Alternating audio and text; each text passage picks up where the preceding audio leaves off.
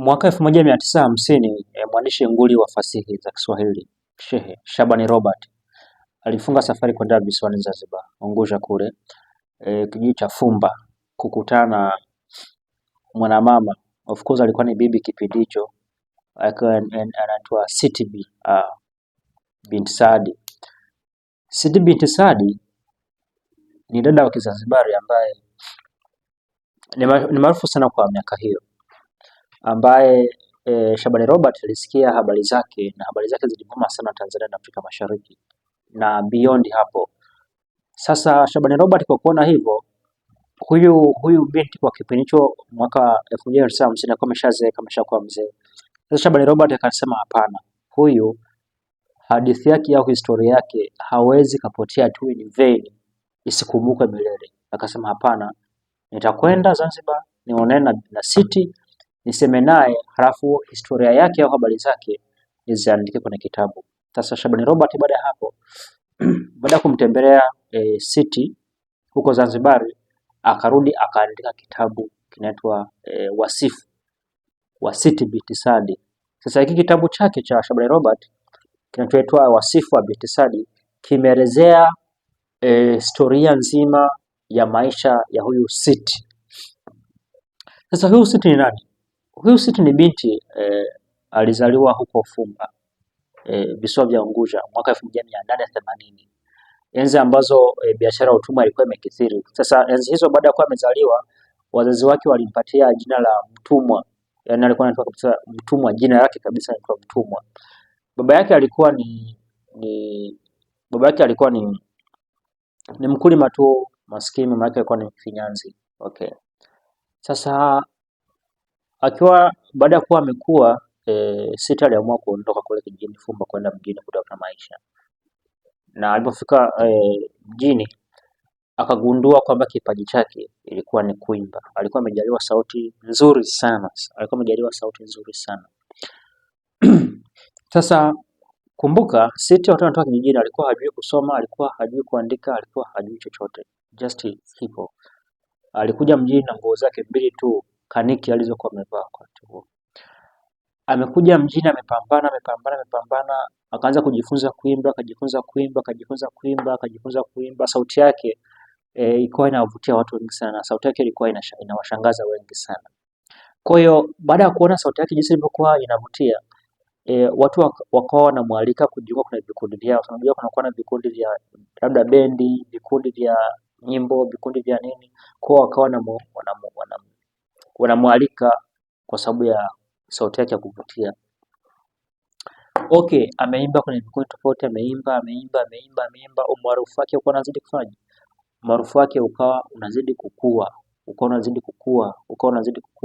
Na huyu Siti binti Saadi ndo foundation muhimu ya muziki wa taarabu. Yaani unapozungumzia waasisi au tuseme muasisi wa muziki wa taarabu ni pamoja na huyo Siti binti Saadi, huyo mdada wa Kizanzibari. Ndio. Sasa jinsi ambavyo siku zilivyokuwa zinazidi kwenda, ndivyo alivyokuwa akipata umaarufu zaidi. Ikafikia hatua ya kuchukuliwa kwenda kurekodi Santuri, India. Sasa alikuwa amepiga hatua kubwa sana. Okay. Sasa haya mafanikio ya Siti binti Saadi yalikuwa yana reflect nini? Kwanza Siti binti Saadi au uwepo wake au historia yake imeleta mapinduzi katika ukombozi wa mwanamke kijinsia. Unajua enzi hizo mwanamke alikuwa anachukuliwa kama ni mtu wa nyumbani, yaani tuseme mtu wa ndani tu ambaye hawezi kuwa na wajibu wa kufanya mambo mengine mitaani au kwenye jamii yake au kwenye nchi yake. Kwa mwanamke alikuwa ni mtu wa ndani tu, mtu wa nyumbani kwa ajili ya kulea familia. Lakini Siti ni kama alikuja kuvunja huo mwiko. Okay, kwa amekuja kabisa kusema kumbe mwanamke anaweza akaenda zaidi ya hapo. Okay, kwa Siti alifanya ukombozi wa mwanamke katika mambo kama hayo. lakini pia Siti alikuwa ni sauti ya wanaharakati. Alitumia sauti yake au alitumia karama yake ya uimbaji kufanya harakati, na ilitokea kesi moja iliyokuwa ni kesi maarufu sana, ilikuwa ni kesi ya Kijiti. Sasa hii kesi ya Kijiti ilikuwa inajumuisha mgeni mmoja aliyekuwa ameuawa.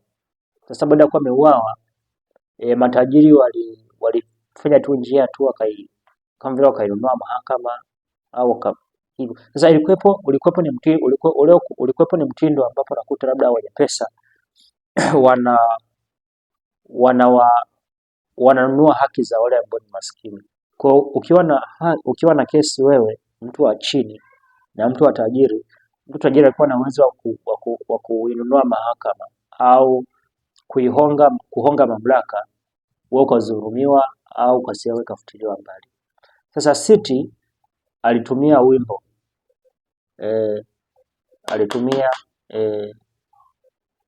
karama yake ya uimbaji kufanya harakati na kuwa crush matajiri au watu wa tabaka la juu waliokuwa wakinunua haki za au kuwadhulumu watu wa chini. Kwa hiyo Siti aliplay part sana katika harakati zake sana, na baada ya hapo, baada ya kuwa amefariki, mpaka organization mbalimbali zilikuwa zikitumia jina lake kama rejea muhimu sana katika kufanya objectives mbalimbali. Kwa mfano, lilianzishwa gazeti moja lilikuwa linaitwa Sauti ya Siti. Gazeti hilo lilikuwa linaitwa Sauti ya Siti. Umeona, ikuwepo tena shirika lingine ambalo lilikuwa linatumia jina lake. Kwa hiyo Siti alikuwa ni mwanamapinduzi sana katika habari ya muziki kwa upande wa Afrika Mashariki na zaidi. Kwa hiyo ni mwanamke ambaye alileta mapinduzi kiukweli katika ukombozi wa mwanamke kwa ndani yetu. Kwa hiyo ndio maana huyu Shabani Robert akasema hapana, huyu story yake haiwezi kupotea tu gizani, aiandike. Akafunga safari kwenda Zanzibar kumtafuta Siti, na alhamdulillah Shabani Robert alikwenda kule mwaka 1950 akakutana na Siti, akamhadithia mambo yote ya maisha yake, akaandika kitabu. Na mwaka huo ndipo Siti binti Said alipofariki. Ndipo alipofariki. Kwa hiyo Shabani Robert alikuwa on a very time katika kumtime Siti binti Said kabla hajaondoka duniani. Kwa hiyo ni historia ambayo of course ni nzuri sana kama rejea kwa wanawake ambao ni wapambanaji okay, from the very humble beginning. Mwana binti ambaye alikuwa hajui kusoma, hajui kuandika, ni wa kijijini, lakini alitoka kijijini akaenda mjini kupambana, akafanya mapinduzi katika nchi yake, jambo ambalo of course linapaswa kukumbukwa sana. Kwa hiyo hiyo ndo overview ya kitabu cha wasifu wa Siti binti Said, overview ya kiujumla kuhusu huyu dada kutoka Zanzibar Unguja huko. Asante sana, tuendelee kwa pamoja katika vitabu vingine. Thank you so much.